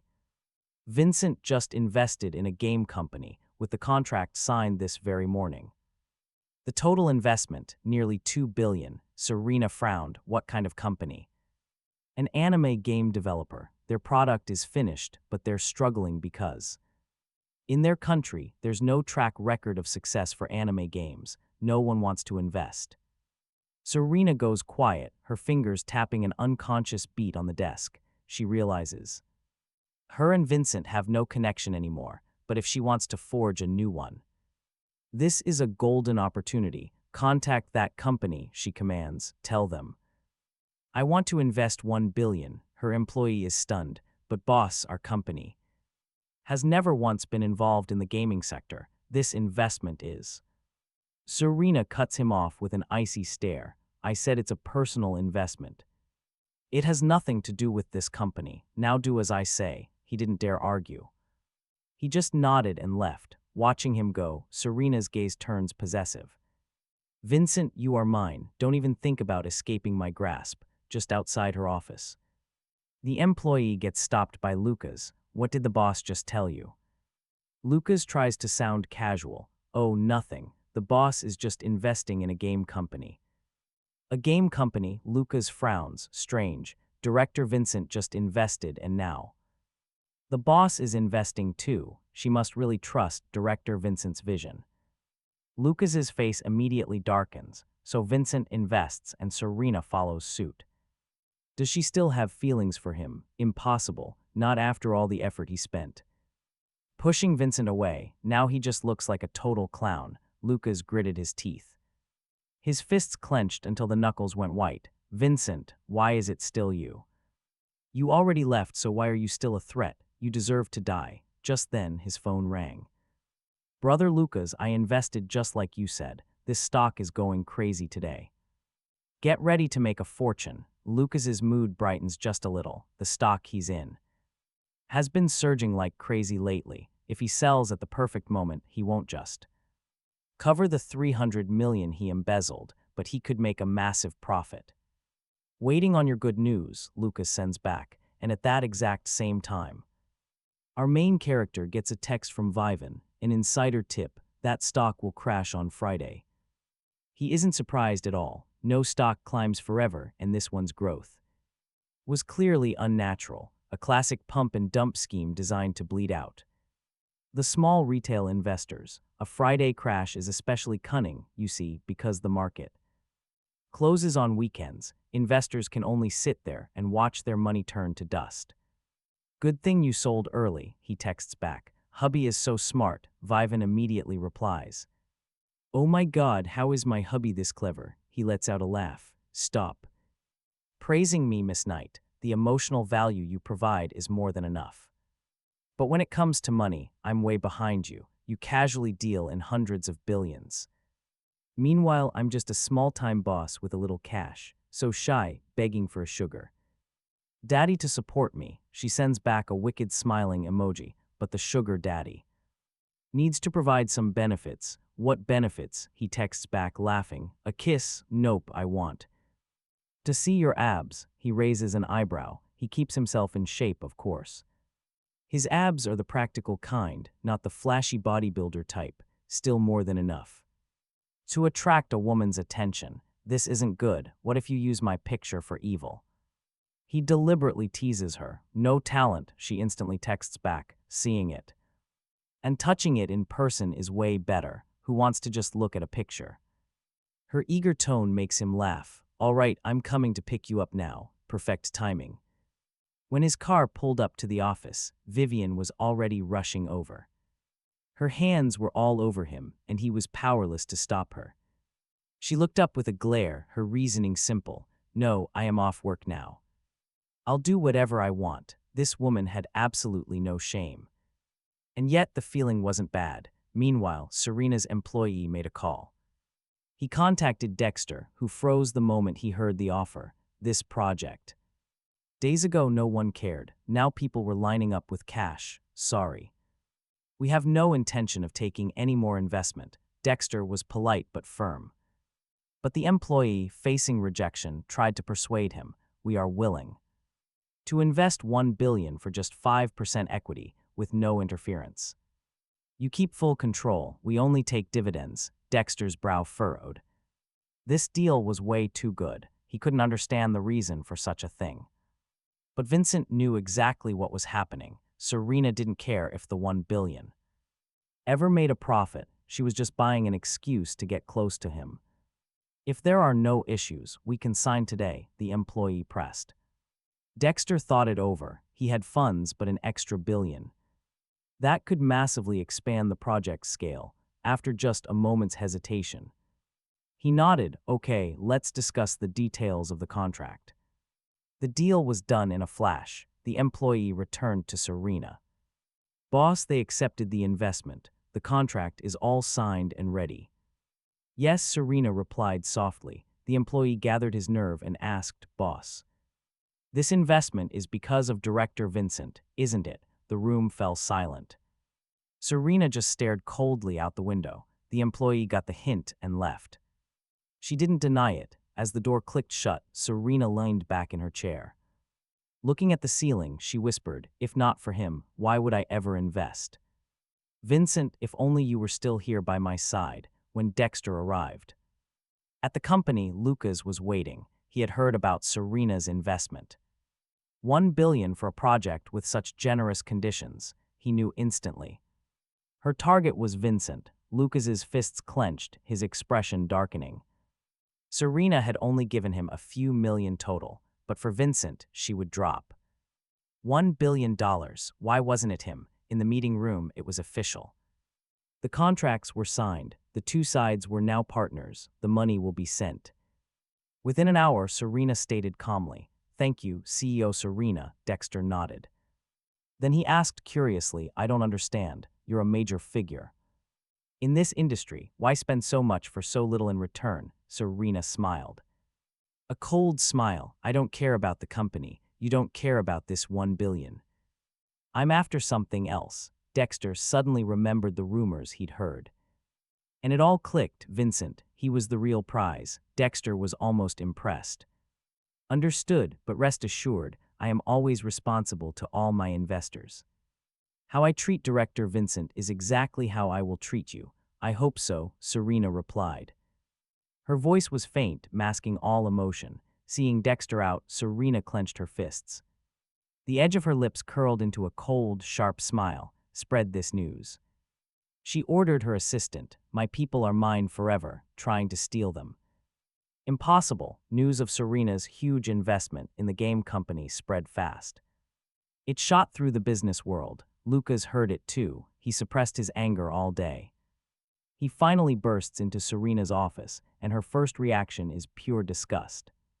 This man always acted so weak, constantly begging for her pity, but Vincent was never like that. When hurt, he would just leave in silence, head held high. And that's when it hit her. Choosing Lucas was her single biggest mistake. Serena's voice was ice. "If you have something to say, spit it out." Lucas just sniffled.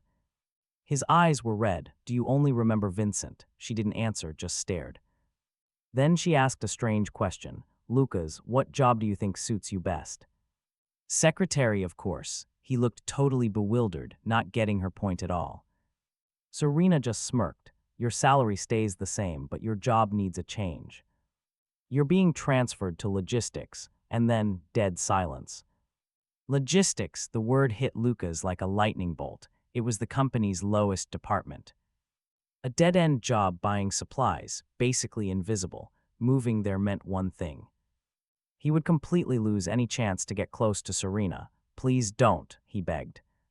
"Don't send me to logistics," he pleaded, tears falling. Serena's reply, "Go. Otherwise, I guarantee you won't survive here." Lucas froze. This was a threat. She had never, ever used that tone with him before. He turned pale. The realization washed over him. He was completely abandoned. As Lucas packed his things, his old colleagues in the secretary department were practically gloating inside. He'd acted so arrogant with Serena's favor. Now exiled, he totally deserved it. But nobody dared show their joy, just in case he somehow returned one day. Lucas knew better. There was no coming back. He glared viciously at Serena's office, gritting his teeth. "Vincent, I won't let you get away with this." At that same moment, Serena's phone rang. It was Harper. She sat up straight to answer. "Oh my God," Harper exclaimed. "Are you declaring all-out war on Vivian Knight now?" "I will never leave Vincent to her," Serena declared, her voice filled with determination. Harper sighed heavily. "If you knew that, why did you act like you did before?" "And Lucas, you sent him to logistics." "Yes," Serena replied, as if swatting a bug. Harper nodded. "All right, Vincent probably knows about this by now." And oh, he did. The person who told him was none other than Vivian, her voice teasing over the phone. "Hubby," she whined playfully, "your old boss is bullying me so much. I need a kiss from you, or I'll be sad." She clearly didn't care at all about Serena's provocative move. In fact, she sounded thrilled. Vincent just laughed. "So you want a kiss?" "Yes," she purred, "come to my company." And then a little hint. "I'm free this afternoon. The office also has a restroom, you know." She wondered if someone might be willing to come. He raised an eyebrow.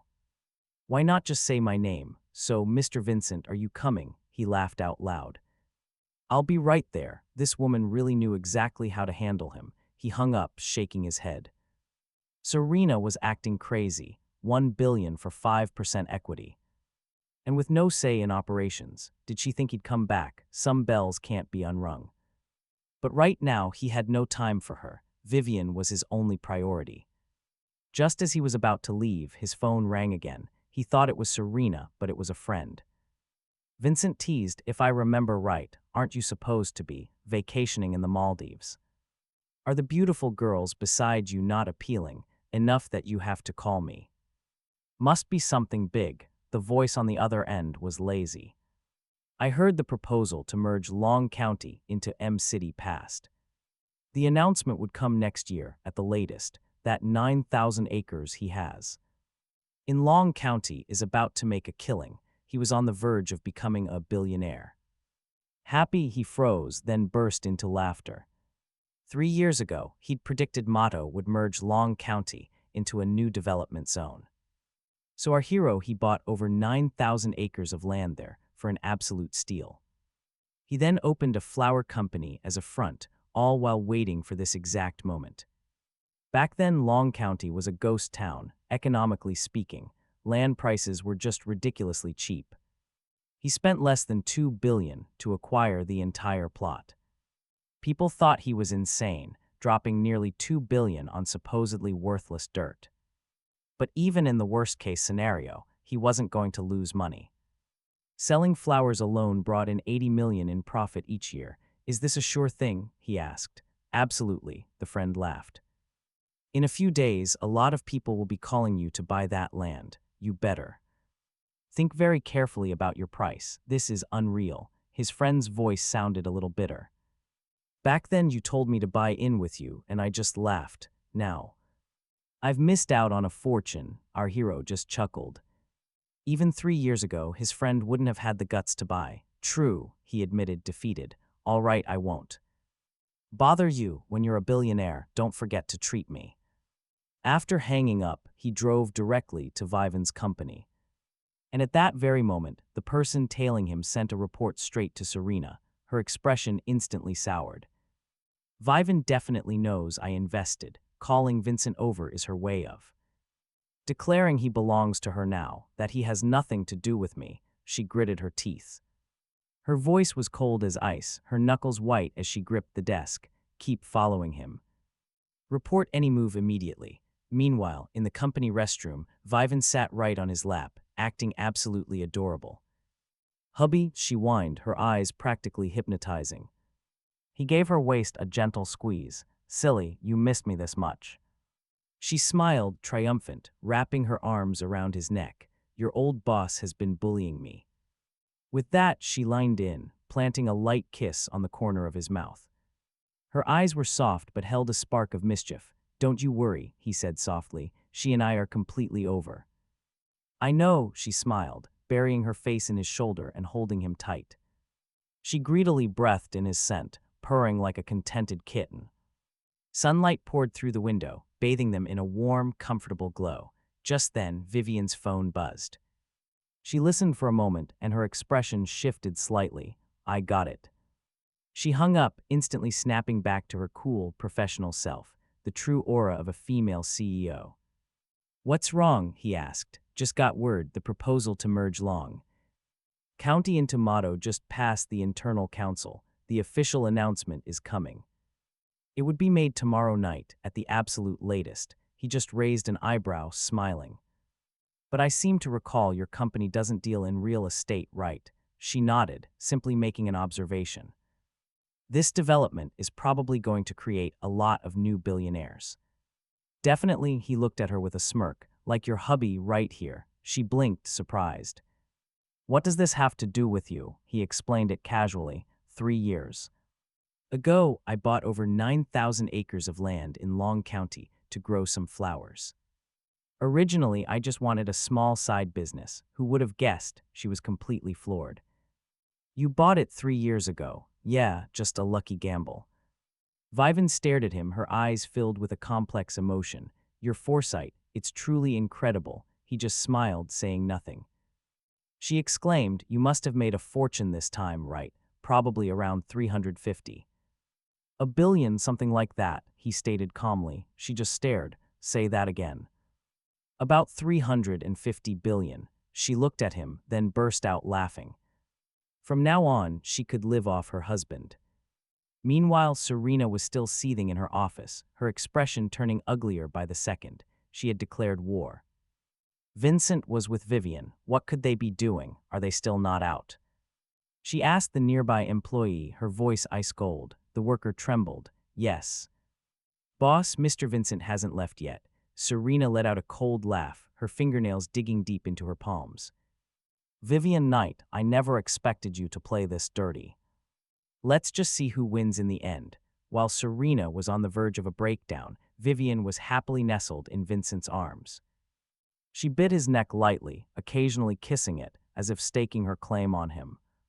Your neck is covered in my saliva, he said with a helpless sigh. She blushed and huffed. My saliva. Smells amazing. If you don't believe me, just try it.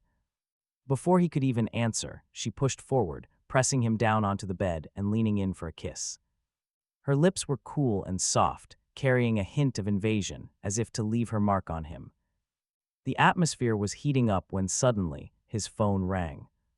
He sighed, picking it up. It was an unknown number. Hello, a deep male voice came through. Hello, is this Mr. Vincent? This is Wang Jiming, chairman of Giant Real Estate. Vincent was taken aback. Giant Real Estate, a behemoth with a market cap of 37.9 trillion, run by the richest man in the country. Why was he calling him personally? But he instantly figured out the man's purpose. CEO Wang, what can I do for you? Mr. Vincent, you must have heard about Motto merging with Long County. Giant Real Estate wants to invest in Long County, and we hope to negotiate for the land you currently hold. His meaning was crystal clear. As long as he's selling, price is no object. CEO Wang, you're truly generous, Vincent laughed.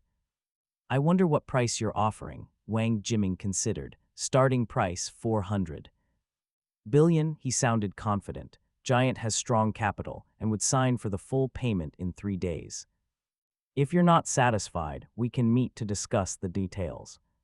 400 billion wasn't a small amount, but Vincent knew Giant Real Estate had been struggling with cash flow. They wanted this land to secure financing, consolidate market confidence, and even guarantee their financial safety for the next 5 years. I like efficiency, Vincent said calmly.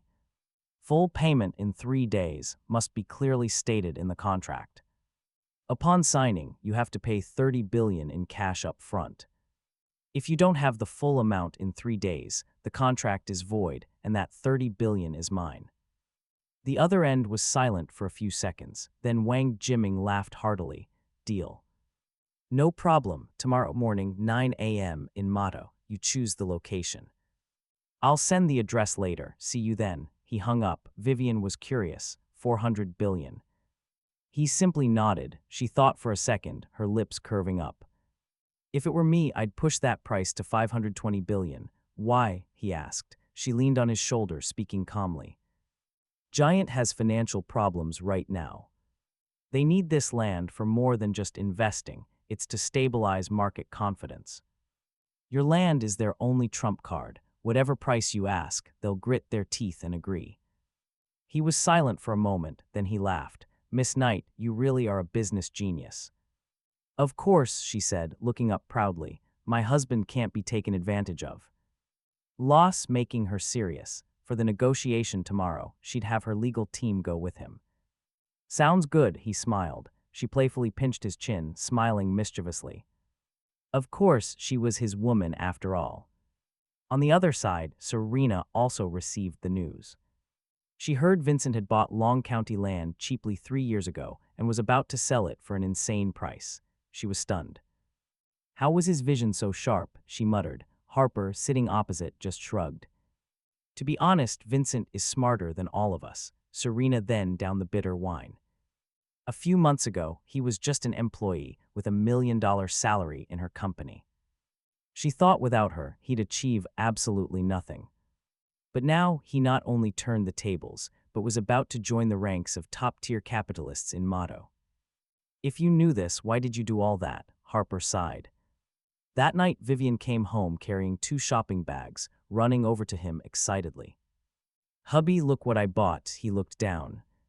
"A dinosaur pajama set and a rabbit pajama set. You want me to wear this?" He grimaced. "Of course." She put her hands on her hips, allowing no room for argument. "Hurry up and wear it." Unable to refuse her, he put on the green dinosaur set. She wore the soft, weirdly adorable white rabbit pajamas. Then she leaned right against him. "Hubby, take a picture and post it to your feed." "Sure," he smiled. She held up her phone, leaning on him, and snapped a few pictures. "Choose the cutest one and post it." He posted the same one, and his feed immediately blew up with likes pouring in. The comments all said they were a match made in heaven. At that exact moment, outside the apartment, Serena looked up at the familiar window.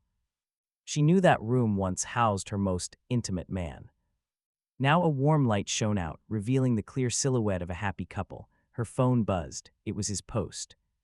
She opened it, seeing Vivian and him in matching pajamas, leaning close to each other, smiling with pure happiness. Her hands stiffened. Memories from years ago came rushing back. The first year they were together. He used his first salary to buy couple items, excited to use them with her, but she had thrown them straight in the trash. "Don't bring this garbage home again," she had said so coldly. She once thought he would be with her forever. No matter how she treated him, he would never leave. But now she realized the man who used to revolve around her was gone from her world forever, never to come back. The next morning, Vincent wore a neat suit, adjusting his tie in the mirror. "How do I look?" he asked Vivian on the sofa. She looked up, surprise flashing in her eyes, before she feigned calmness. "Too handsome." "Good thing Wang Jiming is a man. Otherwise, I wouldn't be at peace." He laughed, walking over to pinch her cheek. "Don't worry, even if it's a tycoon, I only love my wife." She blushed, pushing him away. "Not married yet, not your wife yet, don't call me that." "Oh, so you don't want to marry me?" he teased, pretending to be shocked. She huffed, her eyes filled with sweetness. "You only know how to bully me." A knock on the door. Vivian opened it to her legal team walking inside. He had faced them on the battlefield of business before. Now they were his allies, Mr. Vincent. They nodded in greeting. He smiled, chatted briefly, then got down to business. They discussed negotiation strategies in detail, aiming for $520 billion. If it goes smoothly, they would sign today, the money in his account within 3 days. The team arrived at the designated restaurant for the meeting. The food was mediocre, but the private space was perfect for a serious negotiation. The owner, they say, is a man with some serious connections. Just as they settled in, Wang Jing appeared. "Mr. Vincent, I've admired your work for a long time." CEO Wang, a pleasure. They shook hands. Wang Jing's gaze quickly scanned over Vincent's legal team, a glint in his eyes. He understood immediately that Viven's people being there meant this negotiation was going to be tough. After the pleasantries, the battle began. Wang Jiming got straight to business. "Mr. Vincent, we are prepared to offer $400 billion, as I mentioned on our call yesterday. What are your thoughts on this price?" Vincent just leaned back, smiling coolly. "Our asking price is $600 billion. Wang Jiming froze, his eyes faltering for just a second. "That price, I'm afraid, is a little high." "Not at all," Vincent stated calmly. "Even if this land isn't central, it's right next to Motto. That new development project is worth tens of trillions. Once that begins, this land becomes the new economic center of Motto, pulling in countless businesses. You are not just purchasing land. You are buying its future financial value." Wang Jiming fell silent for a few seconds before letting out a loud laugh. "Mr. Vincent, your negotiation skills are truly sharp." "You flatter me, CEO Wang." Vincent met his gaze. The real talks were now underway. Wang Jiming pushed on the land's locational drawbacks, trying to force the price down. In response, Vincent's legal team presented a stream of positive data, highlighting the land's massive potential and pressing their advantage. After a 2-hour tug-of-war, they finally settled the deal at $520 billion, full payment within 3 days. Wang Jiming smiled, raising his glass. "Mr. Vincent, a pleasure doing business." Vincent clinked glasses with him and drank. The deal was officially sealed. The contract was reviewed carefully by the legal team, making sure every clause about payment transfers and breaches of contract was flawless. The lawyer handed the final contract to Vincent and Wangja. Please review. He gave it a quick scan, confirmed everything was perfect, and signed his name. Wang Jing also signed. 15 minutes later, a 30 billion deposit hit Vincent's account. Wang Jiaming shook his hand again. The remaining balance will be transferred within 3 days, as promised. CEO Wang is a man of his word. I hope we can cooperate again in the future. Less than an hour after they signed, news of the deal exploded across the internet. Giant Real Estate acquires prime land in Mato's new development zone for 520 billion. Giant's stock price instantly skyrocketed, market confidence surged. Vivan saw the news in total disbelief. They moved so fast. Vincent just leaned on the sofa, casually remarking it was their only path to survival. For Giant, that land is more important than life itself. They're dealing with major cash flow problems. They needed this land to secure more financing and stabilize the market's confidence. Otherwise, the entire company could have gone under, and now they've succeeded. Meanwhile, over in the logistics department of Serena's company, employees were whispering. Did you hear? Vincent sold a huge plot of land. I heard he got over 800 billion for it. Another claimed it was 1 trillion. Seriously, that's insane. The group buzzed with excitement, their voices a mix of admiration and raw jealousy. Lucas sat alone in a corner, his face pale, his fists clenched so hard his palms were sweating. A few months back, he thought he could replace Vincent. He expected him to fail miserably after getting kicked out, but now look at him. While one man earned money he couldn't dream of, another man named Lucas was on the edge. He stared down at his phone, his eyes filled with anxiety and raw insecurity. His entire fortune was tied up in one crazy, surging stock. Win, and he could turn it all around. Lose, and his life was completely over. Meanwhile, in the world of high finance, a group of elites in a luxurious villa raised their glasses to celebrate. The time was right, they were ready to begin. Late that night, Lucas sat on his sofa, his face grim. Then the doorbell rang, and he shot up to open it, asking his friend why he looked so tense. The friend walked in, a suspicious look on his face. Lucas didn't answer and just gestured for him to sit. He asked, his voice tight, if there was really no problem with the stock. The friend froze for a second, then smiled, telling his brother Lucas to relax. He insisted that the stock was absolutely fine and still climbing strong today. He told him to just sit at home and count the profits. Lucas finally exhaled, leaning back. He asked how much they could cash out for right now. The friend gave it a thought.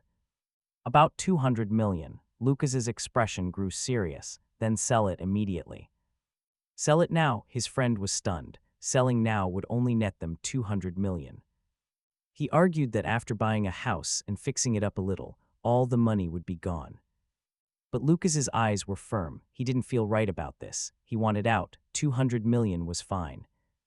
At least that way the money was safe. The friend hesitated, explaining that it was Friday night. The market was closed for the weekend, so no trading was possible.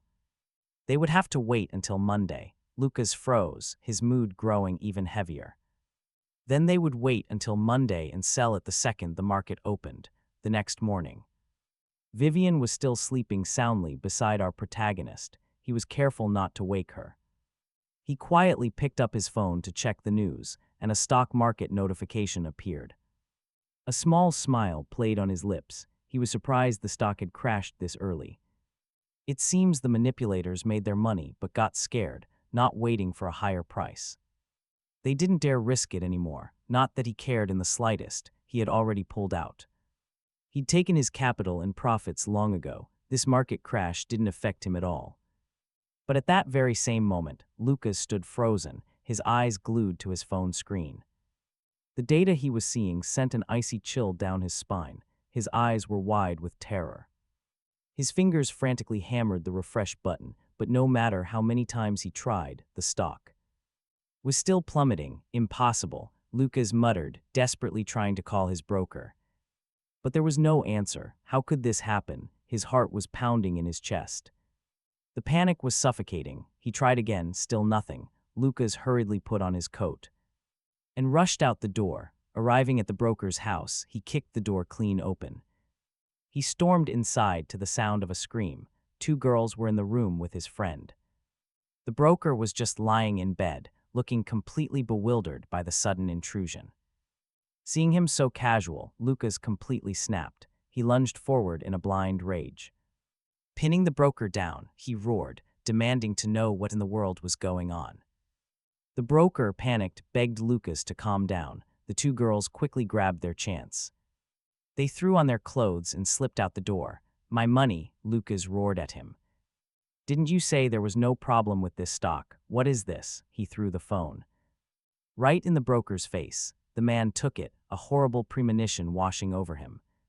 He opened the stock page and glanced at the numbers. Instantly, all the color drained from his face.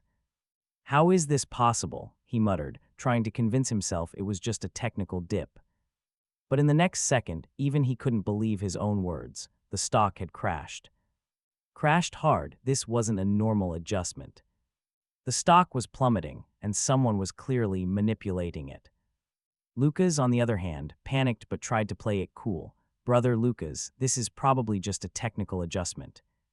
Tons of people bought this stock. We're talking 1 million or at least hundreds of thousands. If it tanks, there will be a massive backlash." They wouldn't dare. Lucas just laughed coldly, his eyes burning with rage. "You are so naive. You think big money is afraid to do anything." He glared, his eyes like daggers. "Explain, why is the stock down 50% in one night? It's now 20% lower than my buy-in, right?" The broker went completely pale, utterly speechless. "Brother Lucas, trust me, maybe it will go back up." "You better pray it does," Lucas roared. "Otherwise, you better think about how you're going to survive this." Then he slapped the broker hard. "You worthless bastard," he screamed. The broker crumbled, begging. "Brother Lucas, I also have 30 million in this. That's my life savings. If I wanted to scam you, why would I risk everything?" Meanwhile, over at Serena's company, the weekly financial audit was underway. Usually, these reports are perfectly clean. Even if someone was stealing, the tracks were always covered, but today they found an anomaly. "This is bad. Why are 400 million missing here? I also see another 600 million gone. All told, the company was short 3.2 billion. The news reached Serena at her villa immediately. "Investigate. I want to know who had the guts to do this," and soon enough, all signs pointed to Lucas. An hour later, Serena gave the order to call the police. She paused briefly, then picked up her phone to make a different call. Lucas saw her name, and cold sweat poured from him. He took a deep breath, tried to remain calm, and answered. "Serena, where are you?" Her voice was pure ice. Just hearing it made Lucas's heart tighten. She only used that tone when she was absolutely furious. "I am just outside. Serena, is something wrong? Come to my place." The villa, then she hung up. Lucas's world collapsed. He knew he couldn't run.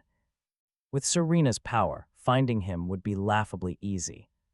And if he ran, the consequences would be far worse. Defeated, he drove straight to her villa. His mind was a tangled mess on the way, not knowing what awaited him. Meanwhile, Vincent received a message from an old colleague. "Brother Vincent, big news. Lucas used company money for stocks. I think this guy is completely doomed." Reading the text, Vincent's face was a blank slate. His heart felt surprisingly calm. Hearing the news, he felt nothing. His colleague didn't ask if he would return. Everyone knew he was long gone from that world. Besides, he now possessed hundreds of billions in assets. Why would he go back? Thinking about Lucas embezzling money for stocks, he suddenly remembered the stock market crash from today. "Was it that stock?" he texted to ask. "I think so. Not sure of the details, but I heard the boss is furious. She might send Lucas to jail. To jail." A cold smile formed on his lips. That was Serena's style, ruthless, decisive. It's exactly how she once treated him. He put his phone away, not thinking any more about it. The past was the past. Now he only cared about when the money transfer was complete, proof of the game's insane marketing success. Viven showed Vincent her phone, the very company he had poured his money into. The game he invested in is a smash hit, already over 1 million downloads. He's stunned just 3 hours post-launch, and it has already hit 1 million downloads. A satisfied smile spreads across his face. His intuition was spot on. She playfully teases him. She leans in, wanting a taste. Lying back, he playfully asks if she really wants one. She freezes. But then a radiant smile erupts, her eyes gleaming with excitement. Meanwhile, back at the villa, Serena is anything but relaxed. Lucas walks in, finding her sitting stiffly on the sofa. Her face is a thundercloud, and several men are standing beside her, just one look at her. And his palms are already slick with sweat. She cuts right to it, asking about the 3.2 billion.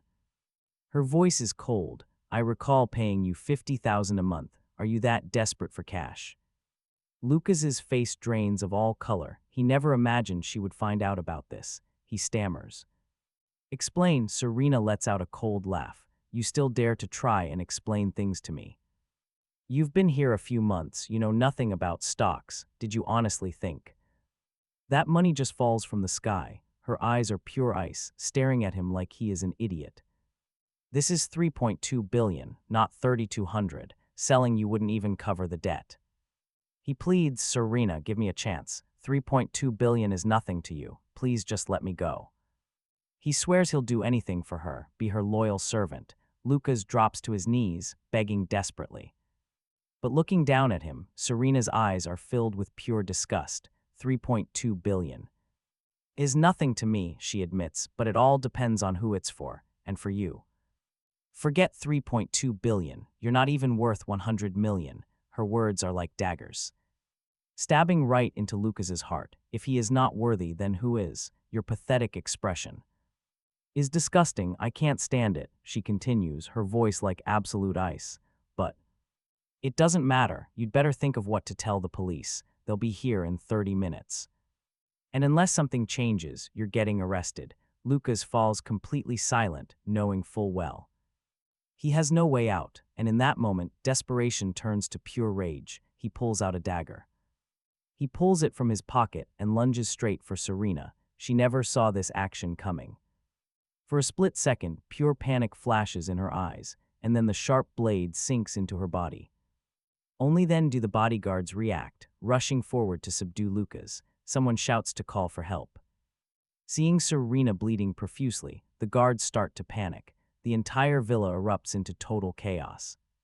Complete mayhem. Serena clutches her side, blood just pouring between her fingers. Her hands are soaked crimson, but the physical pain is nothing compared to the storm in her mind. Her heart aches, and in that moment, Vincent's face appears in her mind. She begins to wonder. If she were to die, how would he react? Happy? Sad? Her mind flashes back to their past together. Everything she and Vincent had been through. Until now, she never realized how much he truly meant to her. Memories flood back, especially after losing her mother. Only Vincent was there for her back then. He was the light that led her out from the darkness, but at the time, she just did not see it. She didn't realize she'd already fallen for him. Now, Serena just hopes she can stay conscious. But she's losing far too much blood. Her strength is fading away with every passing second. Her vision begins to blur. Right before she blacks out, she thinks she sees people. A group of people rushing towards her, doctors among them. When Harper finally gets the news, she is in shock. She cannot believe it. Rushing to the hospital, she finds the emergency room completely surrounded. All of Serena's friends are there. Everyone is worried sick. How is she? One of them asks. Harper asks, her voice trembling. Someone replies, she is still in emergency surgery. The situation is unknown, Khlo answers, her own voice tense. Harper's fists clench in frustration. She tries to reassure herself. No news is good news. Right, it means she is still alive. Otherwise, the doctors would have told us by now, she reasons. Lucas, that complete bastard. But elsewhere, Harper was seething. I am going to kill him, she muttered. Just then, the emergency room doors swung open. A doctor walked out. They all rushed him. "Doctor, how is the patient?" Harper asked, her voice cracking with worry. "The knife wasn't too sharp. It only hit the bone, not a fatal wound. The patient is awake. She can be moved to the recovery room." A collective sigh of relief filled the hallway. "As long as she's okay." But then the doctor asked, "Who among you is Vincent?" Harper and her friends froze. Vincent, why on earth was the doctor asking for him? "He's not here," Harper hesitated. "Doctor, why are you looking for him?" During the surgery, the patient just kept calling out Vincent's name over and over. The doctor assumed he was family, a husband who needed to sign the admission papers. "Which of you are family members?" The doctor's simple question made the air heavy. The atmosphere turned grim. Serena, even unconscious, was still calling for Vincent. How could she love a man so much, only to hurt him so badly? Everyone was silent, their minds racing. "The patient's family will be here soon." "In about 10 minutes, doctor. We'll contact him." Harper quickly took charge of the situation. She motioned for everyone to wait, then she pulled out her own phone. With a moment's hesitation, she slipped away to the stairwell and dialed the number. At that very moment, Vincent was in his kitchen cooking. Vivian was lounging nearby. They were in matching couple's pajamas, and she was watching a variety show.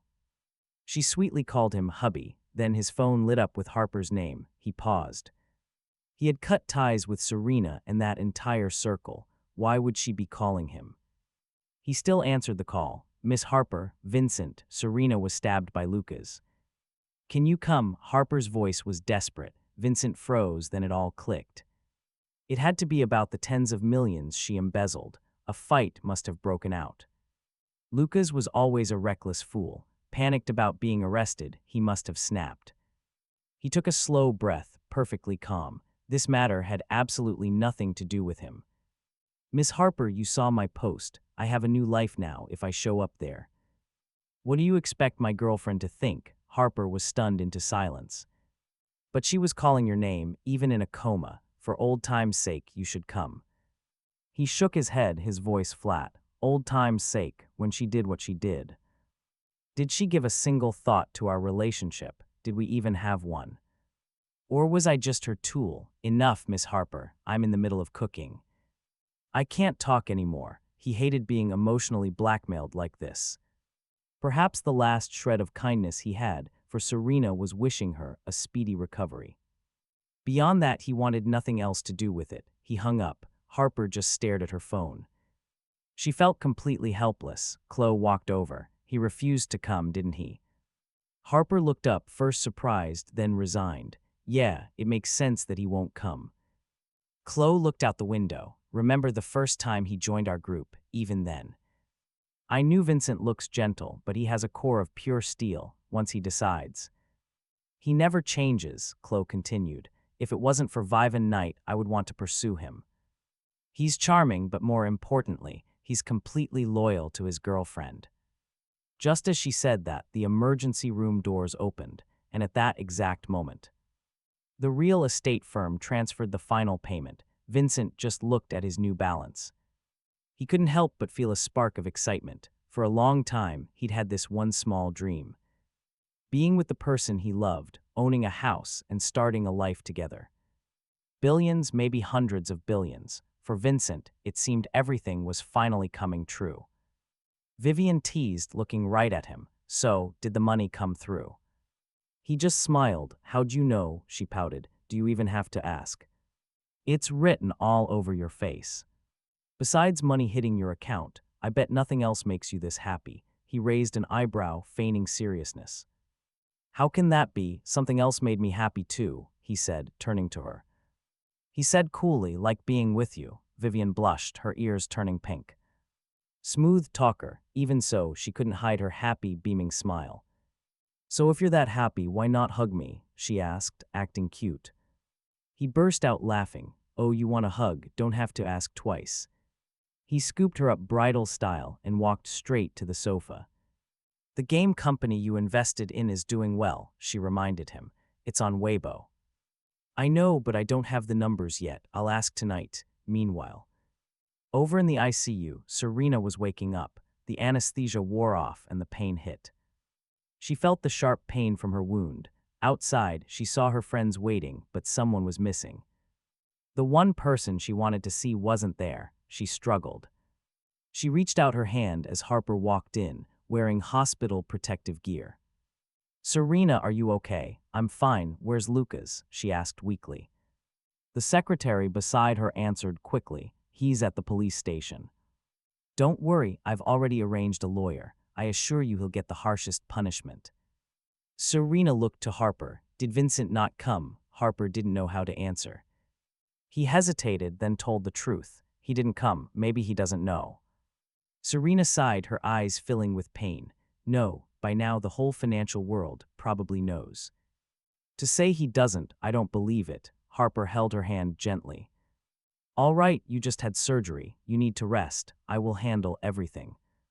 "Then let Lucas rot in prison. Never let him out." Serena clenched her fists. Her voice turned ice cold. Some people must pay for what they have done. At that moment, Vincent was on a video call with Dexter. "Director Vincent, the backend data is in." Dexter was ecstatic. Today, downloads reached 3.82 million. Of those, 2.82 million played for over an hour. Vincent nodded. The data was impressive, especially for a day one launch, the growth potential. Still huge. After the marketing campaign, downloads could easily hit 10 million. Female players are 72%, males 28%. How many people paid? He asked. Today, 740,000 people topped up, totaling 123.6 million, Dexter said with pride. At this rate, annual revenue could hit nearly 40 billion. For an anime game, that's huge. "Partnering with you guys was the right call," Vincent smiled. "Also, thanks to you. Without your investment, this wouldn't be possible," Dexter replied, grateful. "How's the marketing prep for tomorrow?" "Don't worry, it's all going according to plan. We're projecting tomorrow's downloads will pass 6 million. Done." Hanging up, Vincent stood up, stretched, and walked over to the window. He gazed out at the bright lights of Motto, feeling a wave of emotion. The first day he arrived here with Serena, he was just a tiny ant. Now he'd achieved unimaginable success. Heading into the study, he saw Vivian on the phone with her family. He sat down beside her. She naturally placed her legs right on his lap. He couldn't resist teasing her, gently placing a hand on her leg to tickle her foot. She struggles to hold in her laughter, still trying to carry on her phone conversation. On the phone, she's talking business. A game is booming, even hitting the trending lists. Her voice trembles. He was already talented. Now he's about to surpass me. She hangs up, shouting, "I'm going to kill you."